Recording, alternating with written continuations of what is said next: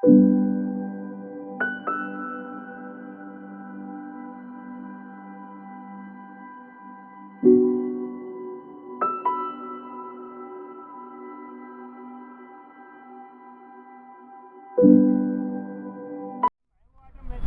फसल सलाह के इस YouTube चैनल में आप सभी का स्वागत है। मैं विश्वजीत त्रिपाठी लेकर आ गया हूँ आपके लिए एक बेहतरीन वीडियो, जिसमें आपको मिलेगी आलू से संबंधित पूरी जानकारी।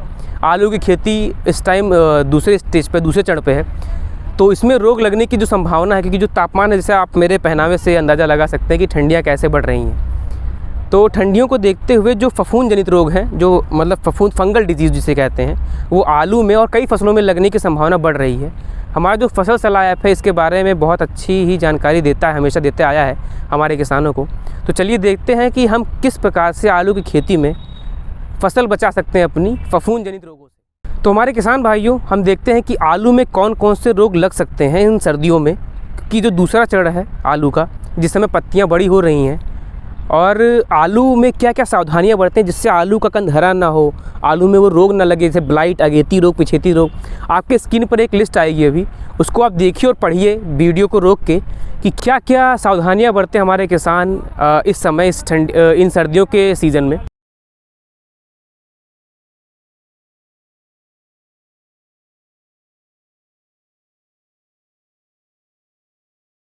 तो किसान भाइयों, आप लोगों ने पूरी बीमारियों के नाम और उनका जो कैसे लक्षण है वो देख लिया होगा स्क्रीन पे।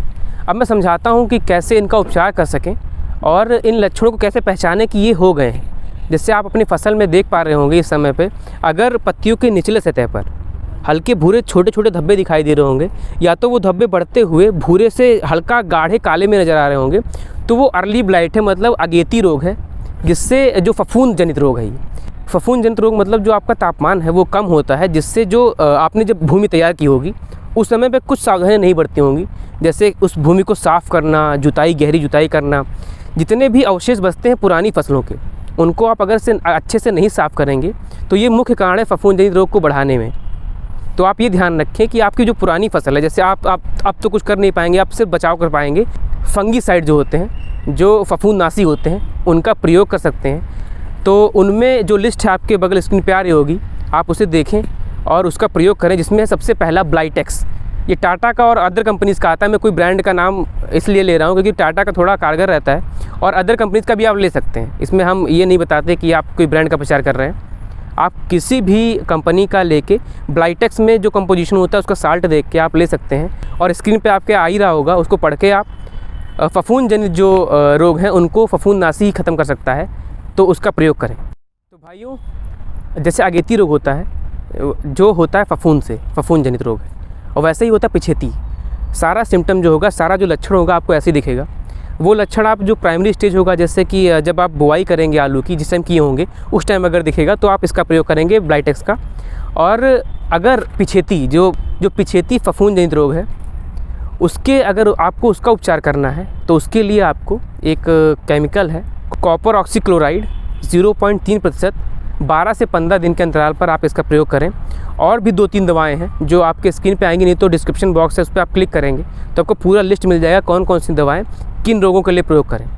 अगर मेरी बात कोई आपको ना समझ में आए तो उसके लिए क्षमा, बट अगर आपको समझ में आ रही है तो इस वीडियो को ज़रूर से ज़रूर लाइक करें अभी, और इस चैनल को सब्सक्राइब करें और शेयर करें अपने किसान भाइयों के साथ।